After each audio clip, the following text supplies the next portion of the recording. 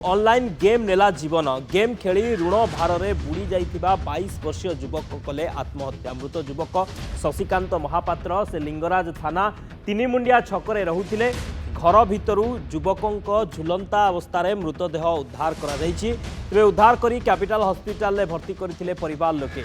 Hospital में युवकों को मृत घोषणा करिसेंति डाक्टर। एने लिंगराज थाना रे एक अपमृत्यु मामला रुजु करिबा सह व्यवच्छेद पई पठाई अधिक तदंत करुछि पुलिस। ऑनलाइन गेम नेला जीवन गेम खेली ऋण भार में बुड़ी जाइथिबा जड़े 22 वर्षीय युवक आत्महत्या करिसेंति।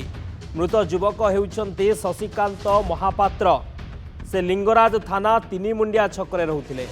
अधिक सूचना पाई फोन लाइन अच्छे मानस महापात्र भुवनेश्वर रिपोर्टर। मानस पुणी ऑनलाइन गेम नहीं मुंड लक्षाधिक टंका ऋण करने पर युवक आत्महत्या करिसेंति। कौन सूचना रहुछि?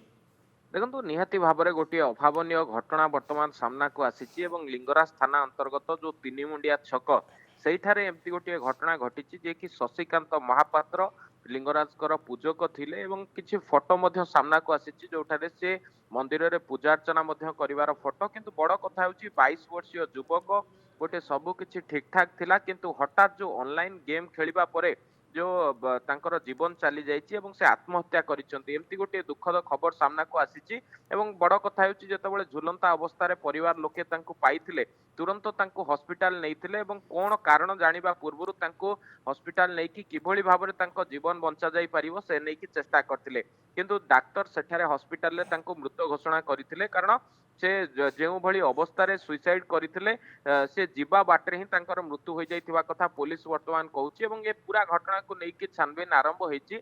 पुलिस मध्य घटनास्थल रे पहुंची अपमृत्यु मामला रुजु करिची।